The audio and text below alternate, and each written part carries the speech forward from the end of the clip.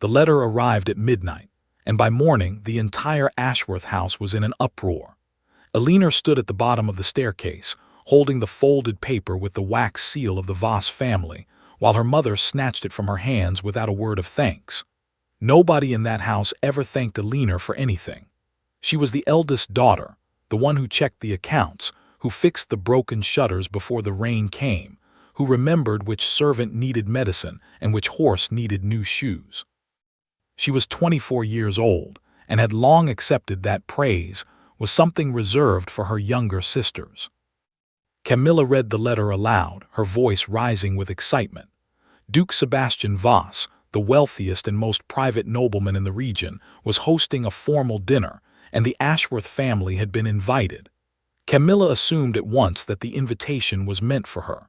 She was the beauty of the family, with golden curls and a laugh that turned heads at every gathering. Rose, the youngest, clapped her hands and began talking about new dresses. Their mother, Lady Margaret, immediately began planning which jewels Camilla should wear. Alina said nothing. She had learned that silence was safer than hope. She returned to the study, where the estate ledgers waited, filled with debts nobody else in the family wanted to face. Their father, Lord Edmund Ashworth, was a kind man but a poor manager of money, and it had fallen to Alina, quietly and without recognition, to keep the family from ruin. She did not resent her sisters for their beauty or their charm. She only wished, sometimes, late at night, that someone would notice her the way they noticed everyone else. On the evening of the dinner, Alina was told she would attend only as a companion for Camilla, someone to sit quietly in the background and make sure her sister did not embarrass herself. She wore an old gown that had once belonged to her mother, taken in at the waist and let out at the hem, patched so carefully that no one could tell unless they looked closely. Nobody looked closely at Alina. That had always been the way of things. The Voss estate was larger than anything Alina had imagined, with tall iron gates and gardens lit by lanterns that made the whole place glow like something from a dream. Camilla practically floated through the entrance, already imagining herself as the future duchess. Alina walked several steps behind, carrying her sister's shawl, invisible as always. Inside the grand dining hall, the guests took their seats according to a careful arrangement made by the household staff. Alina found her name card near the end of the table, far from the head where the Duke would sit. She did not mind. She was used to the edges of rooms, the corners where nobody expected anything from her. She smoothed her patched gown and folded her hands, ready for a long evening of being unseen, never guessing that everything was about to change before the first course was even served. Just as the servants began bringing out the soup, a commotion broke out near the head of the table. Camilla had gone pale, her hand pressed to her chest, and within moments she collapsed into her chair, gasping that she could not breathe. The excitement of the evening, combined with a corset laced too tightly by an overeager maid, had proven too much for her. Lady Margaret shrieked and fussed, servants rushed forward, and the entire dinner came to a sudden halt. Alina, unlike the others, did not panic. She had spent years handling emergencies on the estate, from injured farmhands to sick animals, and she moved without hesitation. She loosened the ties of Camilla's corset, called for water, and instructed a nearby servant to open a window for fresh air. Within minutes, Camilla's breathing steadied, though she remained too weak and embarrassed to continue the evening. She was helped to a private room to rest, leaving an empty seat at the table beside the Duke himself. Lady Margaret, desperate to salvage the evening and the family's chances, pushed Alina toward the empty chair without thinking twice. It was simply the nearest solution, not a decision made with any hope attached to it. Alina hesitated, glancing at the man everyone in the region spoke of with a mixture of admiration and fear. Duke Sebastian Voss was younger than she expected, with dark, thoughtful eyes and a quiet manner that seemed out of place among the loud chatter of nobility. He gestured to the empty seat, and Alina, having no real choice, sat down. She expected silence, or perhaps polite indifference. Instead, Sebastian asked her directly how she had known what to do for her sister. Most people in that room would have called for a physician and waited, wringing their hands uselessly. Alina answered honestly, explaining that she managed her family's estate and had learned to handle emergencies herself, since waiting for help was often a luxury they could not afford. She spoke plainly, without the practiced flattery she had heard other young women use around him, and something in his expression shifted. Throughout the rest of the dinner, Sebastian asked her questions no one had ever asked before, about the estate's finances, about the tenant farmers, about how she had learned to read account books so well. Alina found herself talking more in that single evening than she had in months, forgetting to feel invisible, forgetting to shrink herself down to fit into corners. When she gestured, her sleeve rose slightly, revealing small calluses on her palm from years of real work, and instead of looking away in embarrassment, Sebastian noticed them and seemed strangely impressed. By the time the final course was cleared, the other guests had begun to whisper. It was clear that the Duke, known for his short patience with idle conversation, had spent the entire dinner speaking only with the eldest, overlooked Ashworth daughter. When the meal ended, Sebastian did not seek out Camilla, now recovering in a nearby room, nor did he approach the parents with the usual polite farewells. Instead, he asked Alina's father for a private conversation the following morning, a request that left Lord Edmund stammering in confusion and Lady Margaret frozen in disbelief. Nobody in that carriage ride home said a single word, though the silence was louder than any argument could have been. The following morning, Duke Sebastian Voss arrived at the Ashworth estate exactly on time, dressed simply, without the usual display of wealth that nobles used to intimidate. He was shown into the study, where Lord Edmund waited nervously, certain the Duke intended to ask for Camilla's hand despite the previous night's confusion. Instead, Sebastian stated plainly that he wished to formally court Alina.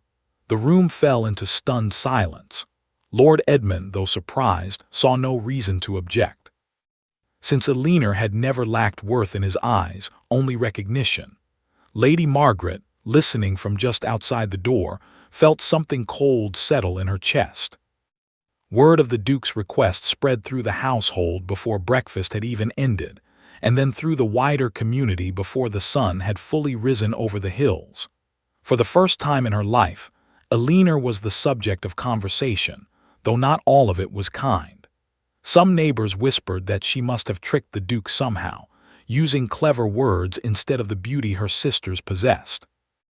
Others simply could not understand why a man of his standing would choose the plain, practical daughter over the golden one. Everyone had expected to win his attention. Camilla, once recovered, could not hide her humiliation. She had spent years being told she was destined for a grand marriage, and now she found herself overshadowed by the sister she had barely noticed before. Rather than support Alina, she grew distant and cold, making sharp comments about how convenient it must have been to sit in the right chair at the right moment. Lady Margaret, instead of comforting either daughter, began trying to reshape Alina into someone more fitting for a duchess, insisting on new gowns, posture lessons, and careful instruction on how to smile without showing too much personality.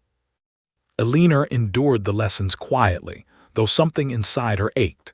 She had spent her whole life being told she was not enough, and now, suddenly, she was being told she was not enough in a different way, too plain, too practical, too used to hard work to belong beside a duke. She began to wonder whether Sebastian truly wanted her, or whether he had simply made an impulsive decision in a moment of surprise, one he might soon regret once he saw her stripped of the strange charm of that first unusual evening. Sensing her withdrawal during their following visits, Sebastian noticed the change immediately. Where she had once spoken freely, she now answered carefully, as though reciting lines she had been taught. During a walk through the estate gardens, he stopped her gently and asked what had changed. Alina, unable to hold back any longer, admitted her fear that he wanted a different version of her, a polished imitation instead of who she actually was. Sebastian's expression grew serious, and he told her plainly that he had not asked for her hand because of a lucky accident at dinner, but because of the honesty and strength she showed in that single conversation, qualities he had never found among the carefully rehearsed young women of his own social circle. His words eased her fear for a while, though neither of them yet realized how far others in the household were willing to go to tear that fragile trust apart before it could fully take root. Weeks later, a grand masquerade was arranged at the Voss estate, meant to formally announce the courtship to the wider nobility. Lady Margaret, though outwardly supportive, had spent those same weeks quietly hoping for a shift in fortune, one that might still place Camilla at the center of attention. She had not acted against Elinor directly, but she had done nothing to stop the sharp words and cold silences Camilla directed at her sister, and in some households, silence was its own kind of permission. On the night of the masquerade, the ballroom shimmered with candlelight and color, every guest hidden behind an elegant mask, though whispers still traveled easily beneath the disguises. Elinor wore a deep blue gown, chosen for her by Sebastian himself, a small act of care that had meant more to her than any jewel. She felt, for the first time, almost confident enough to belong in a room like this. The evening turned sharply when a distant cousin of the Ashworth family, a woman named Louisa who had long envied their standing despite its struggles, approached Sebastian with a folded letter. She claimed it had been written by Elinor months earlier, addressed to a family friend, stating plainly that she intended to secure the Duke's attention for the wealth and title it would bring, nothing more. Sebastian read the letter in silence, his expression unreadable, while nearby guests began to whisper behind their masks, the story spreading through the ballroom faster than any dance could move. Elinor, unaware of what was unfolding, noticed the sudden change in the room only when she saw Sebastian's face across the crowd, pale and distant in a way she had never seen before. When he finally showed her the letter, she felt the floor shift beneath her feet. She recognized the handwriting as an imitation of her own, close enough to fool someone unfamiliar with her true hand, but wrong in small ways she could see immediately. She tried to explain, but the hurt in Sebastian's eyes made the words catch in her throat. Rather than argue in front of a room full of watching strangers, Elinor turned and quietly began to leave, unwilling to beg for belief from people who had never truly valued her in the first place. Sebastian, however, did not let her walk away so easily. Instead of accepting the letter at face value, he called for his household steward and demanded to know how such a private document had come into a guest's possession. Under careful questioning, it became clear that Louisa had paid a servant to forge the letter using a genuine sample of Elinor's handwriting stolen from an old estate ledger. Faced with the truth laid bare, Louisa's composure cracked, and her confession spilled out in front of stunned guests, revealing a plan built from jealousy and old family resentment, one that had nearly destroyed something real before it had the chance to fully grow. The ballroom fell into complete silence as Louisa's confession echoed off the tall windows. Sebastian, his voice steady despite the anger visible in his eyes, ordered that she be escorted from the estate at once, her reputation among the nobility ruined by her own scheming. Lady Margaret, realizing how close her family had come to losing everything through association with such deceit, stood frozen near the refreshment table, unable to meet anyone's gaze. Camilla, watching from the edge of the crowd, felt a flush of shame she had never experienced before, understanding at last how her own coldness had allowed such cruelty to take root unchallenged. Sebastian crossed the ballroom floor toward Elinor, who stood near the entrance, still trembling from the accusation and the humiliation of it playing out before so many watching eyes. He did not offer a quiet apology meant only for her ears. Instead, he spoke clearly, loudly enough for every guest to hear, declaring that Elinor Ashworth had done nothing but show him honesty from the very first evening they met, and that anyone who doubted her character had never truly known her at all. The room, so quick to whisper moments before, now watched in stunned admiration as the private, guarded Duke defended her without hesitation. For the first time in her life, Elinor felt the full weight of being seen, not for her usefulness or her quiet competence, but for who she truly was underneath it all. Sebastian took her hand in front of the entire gathering and told her that he had spent years avoiding marriage precisely because he feared choosing someone who valued his title over his character. In her, he explained, he had found someone who had never once asked for anything, who had spent her whole life giving quietly while expecting nothing in return, and that was worth more to him than any grand fortune. He did not propose with elaborate speeches or extravagant displays. Kneeling simply before her, he asked if she would choose to spend her life beside him, not as a convenient replacement for her sister, not as an accident of circumstance, but as the woman he had come to admire completely. Elinor, tears slipping freely down her cheeks for the first time that night, said yes, her voice steady despite the emotion behind it.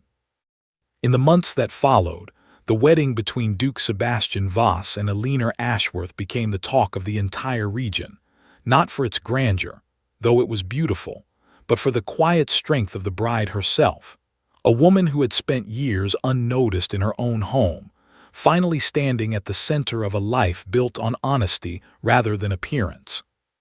Her family, humbled by the events of that masquerade night, began to see her differently as well, understanding at last the value they had overlooked for so long. Elinor never forgot what it felt like to be invisible, and she carried that memory with her always, choosing kindness toward others who felt unseen, knowing better than anyone how much it could mean to finally be noticed for exactly who you are.